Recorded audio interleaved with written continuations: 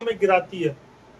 तो बाइबल कहती है जो मेरे ज्ञान को तुच्छ समझता है वो मेरे वो जिसने राजा को तुच्छ समझा, यानी कि उसने ज्ञान को भी तुच्छ समझा।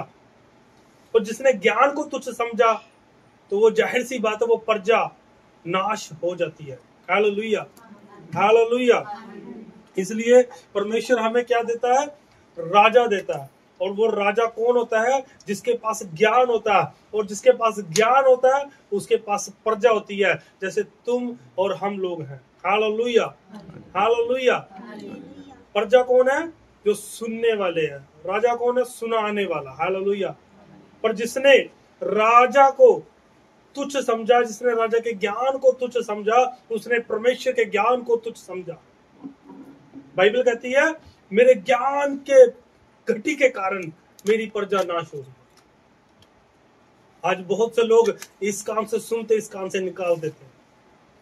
बहुत से लोग क्या करते हैं? हमें तो पता ही था, और मोनेटिक स्पिरिट आपके दिल में डालती है तू उससे ज्यादा पढ़ी लिखी है, तू उससे ज्यादा पढ़ा लिखा है, तू अपने पड़ोसी से ज्यादा होशियार है, तू आत्मा में ज्यादा है, तेरी बाइबल ज्यादा है, तेरी प्रार्थना ज्यादा है। और मोनेटिक स्पिरिट के हमें खुद को नहीं पता लगता कब हम उसके वश में आ जाते हैं। हालेलुया। हमें खुद को नहीं पता लगता हम कब उसके वश में चले जाते हैं। और मोनेटिक स्पिरिट का काम ही ये है कि आपके विचारों पर चोट करना। Hallelujah, hallelujah. मोनेटिक स्पिरिट आपके दिल में डालता है। आपको ऐसे जन चर्च में आ जाते हैं जो आपको गिरा देते हैं। वो कहीं नहीं पहुंचते, पर जहां पर आप लोगों ने पहुंचना था वो आपको भी ब्रेक लगाकर चले जाते हैं।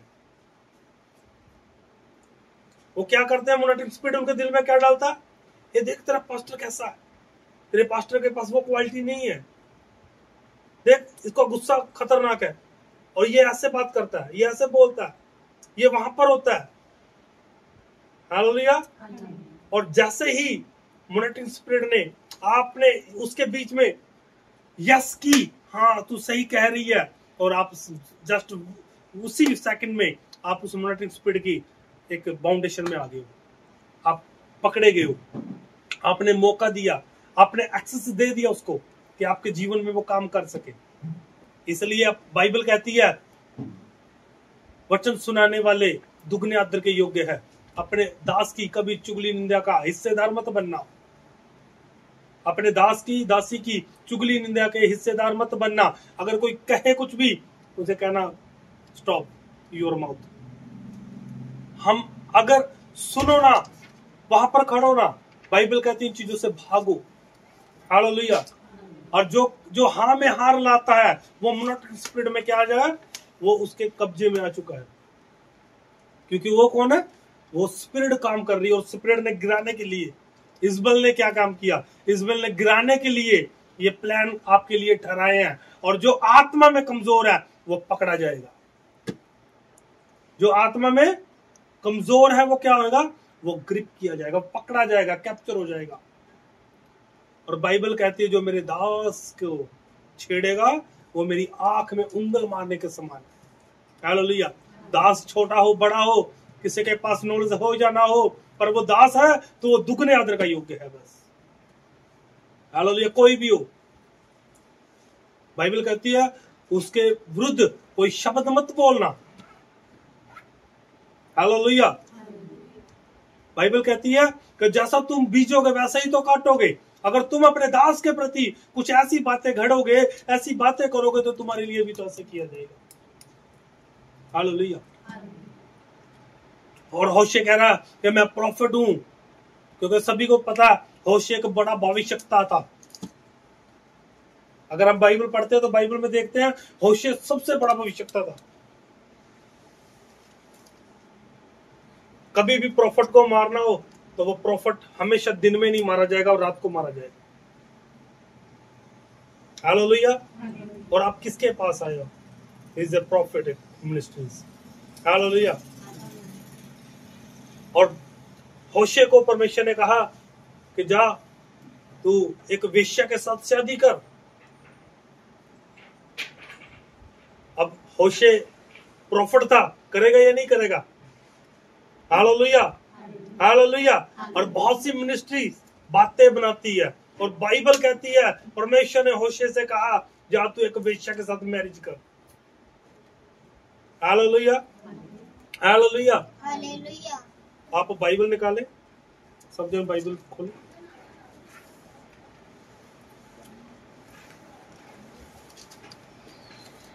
होशे की किताब 4 का 5 और 6 पढ़ेंगे पहले।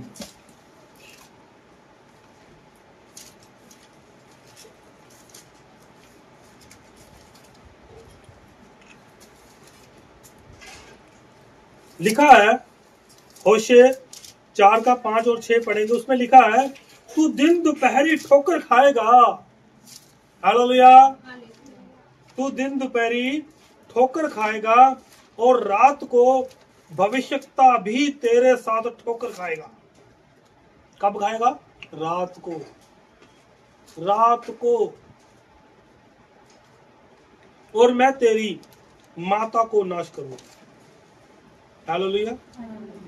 लिखा मेरे ज्ञान के ना होने से मेरी प्रजा नष्ट हो गई है। मेरे ज्ञान के ना होने से।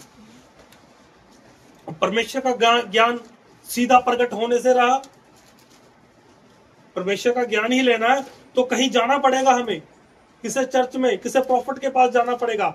अगर आपको विजडम चाहिए तो प्रॉफिट के पास विजडम होते हैं। हालेलुया। पास्टर के पास नॉलेज होती है। अगर नॉलेज चाहिए तो पास्टर के पास जाना पड़ेगा। अगर विजडम चाहिए अपने जीवन में तो आपको प्रॉफिट का पीछा करना पड़ेगा। Hallelujah, hallelujah. तो बाइबल विजडम से भरी हुई है। हालेलुया। तो अगर आपको विजडम चाहिए तो आपको क्या? प्रोफेटिक्स मिनिस्ट्री में जुड़ना पड़ेगा, जो आपको बेहतरी डीप नॉलेज से उजागर करता, बढ़ाता है आपको। Hallelujah, hallelujah. करा मेरे ज्ञान के ना होने से मेरी प्रजा नष्ट हो गई। तूने मेरे ज्ञान को तुच्छ जाना। जिसने मेरे ज्ञान को तुच्छ जाना, क्या हो गया? कौन है वो लोग? वो मॉनिटरिंग स्पिरिट है, जिसको वचन देते रहो, हर संडे वचन मिलता रहेगा, मिलता रहेगा। और वो क्या, किन लोगों में रहते हैं वो लोग? वो अन्य लोगों में रहते हैं, और उनको वो ये ज्ञान ही नहीं देता कि हमने क्या खो दिया और क्या पाया था हमने। हालेलुया। पवित्र वचन हम सुनते हैं और जाते, जिन लोगों में रहते हैं हम उनका रंग अपने ऊपर चढ़ा लेते हैं। और बाइबल के अनुसार हमने क्या किया? मेरे ज्ञान को तुच्छ जाना, मतलब परमेश्वर के ज्ञान को हम लोग ही तुच्छ जानते हैं। यहां से सुनते हैं, यहां से निकालते हैं। हालेलुया। फिर लिखा इसलिए मैं तुझे अपना याजक रहने के अयोग्य ठहराऊंगा। मतलब अयोग्य ठहराऊंगा कह रहा। किसको योग्य ठहराया जाएगा? जिसने ज्ञान को तुच्छ जाना, जिसने ज्ञान को वैल्यू नहीं दी। हालेलुया। इसलिए कि तूने अपने परमेश्वर की व्यवस्था को तज दिया, मैं भी तेरे बाल बच्चों को छोड़ दूंगा। कौन कह रहा है? परमेश्वर कह रहा है। कर मैं भी तेरे बाल बच्चों को छोड़ दूंगा। जो तूने मेरे ज्ञान को तुच्छ जाना, तूने मेरे वचन को, मेरे ज्ञान को कोई वैल्यूनेशन नहीं दी, तो मैं तुझे वैल्यू नहीं दूंगा। इसीलिए इंसान जोर लगाता रहता है कि मुझे वैल्यू मिले, मेरे आस पड़ोस के लोग मुझे वैल्यू दे।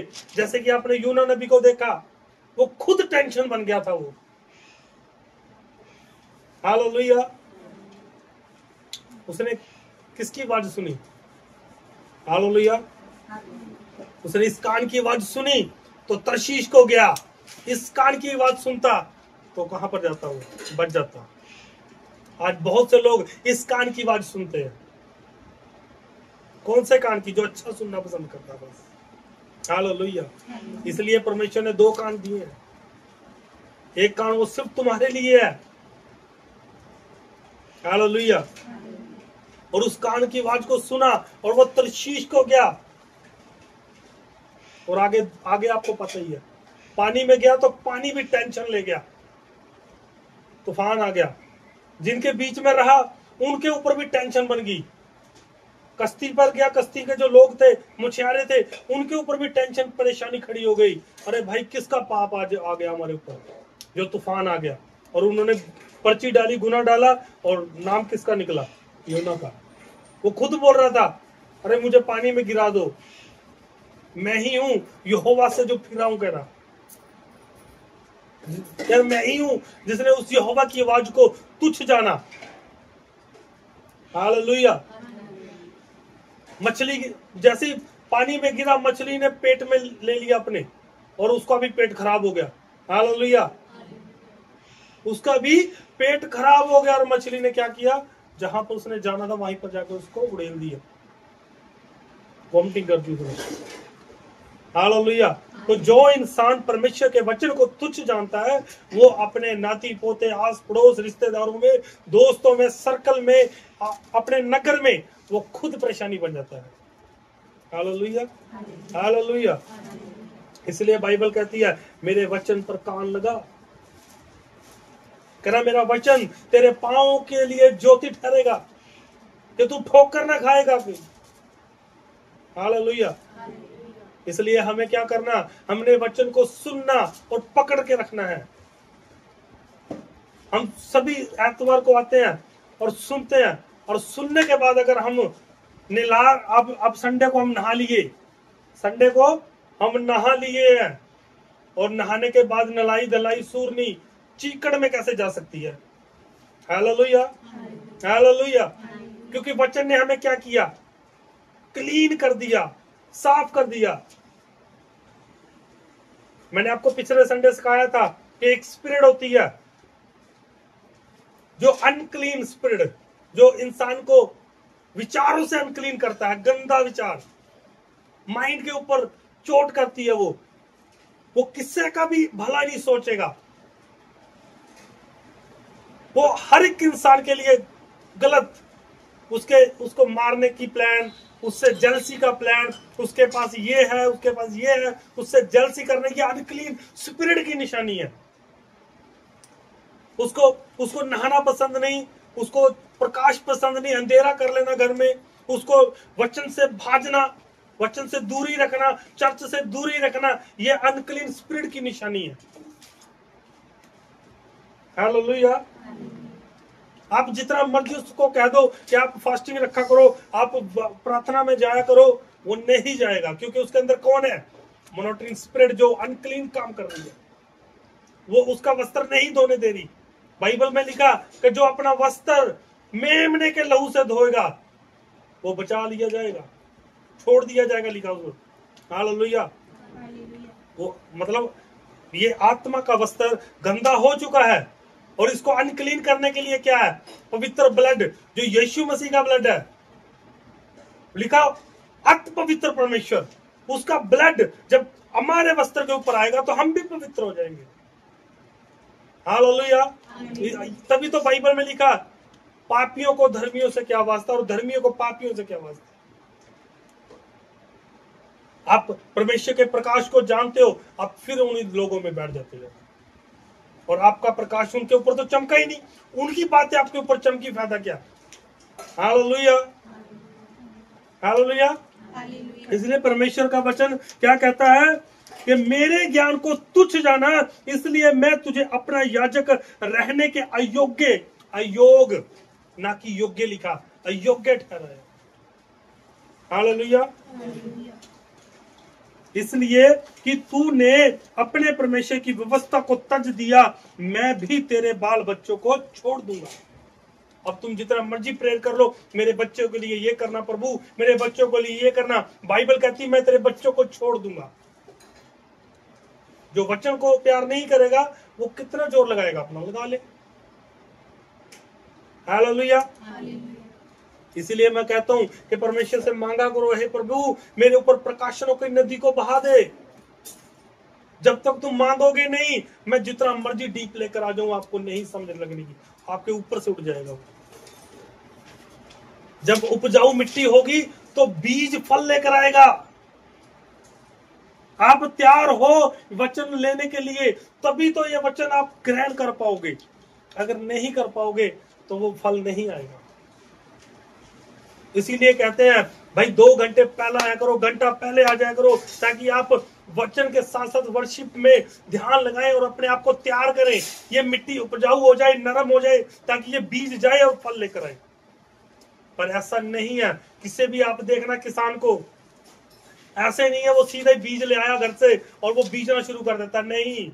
पहले उस मिट्टी के ऊपर वो खेलता है, वो मेहनत करता है उस मिट्टी को, उस मिट्टी को उपजाऊ बनाता है पहले वो, फिर वो बीज डाला जाता है, फिर वो फल आता है, फिर वो फसल आती है, फिर वो लोग आनंद करते हैं।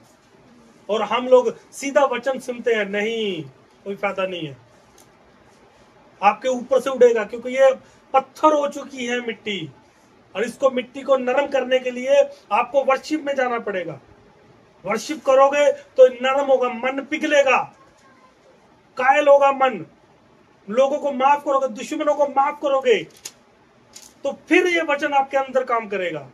अगर मन कठोर लेकर आगे और मैं वचन दूं, तो बाइबल कहती है बीज पथरीली भूमि पर गिरा, पर वो फल नहीं लेकर आया।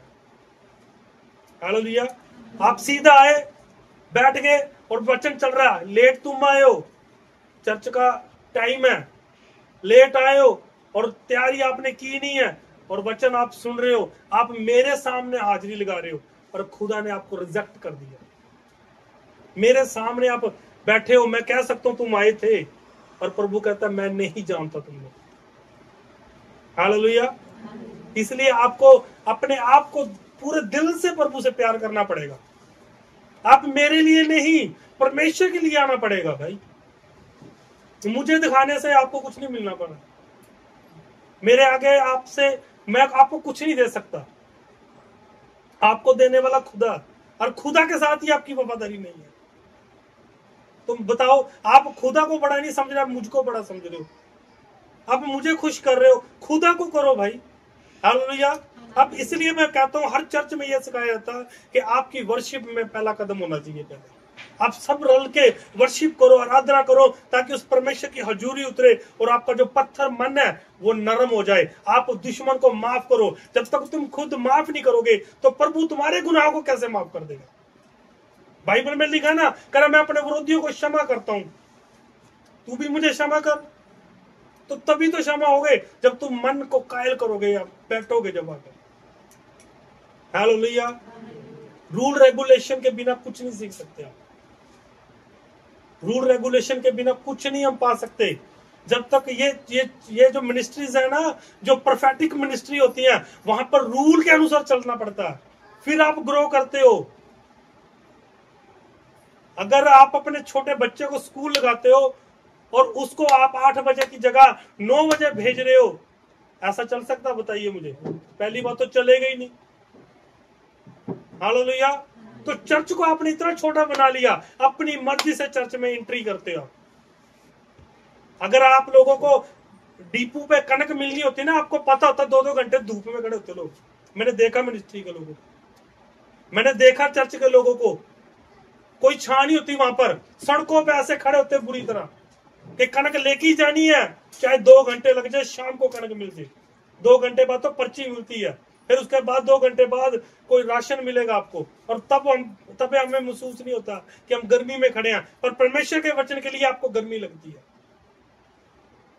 फिर कहां पर आप बताइए? जैसा बीजते हो वैसे ही तो पाते हो, वैसे ही वहां पर हम वहीं पर ही हैं। हालेलुया।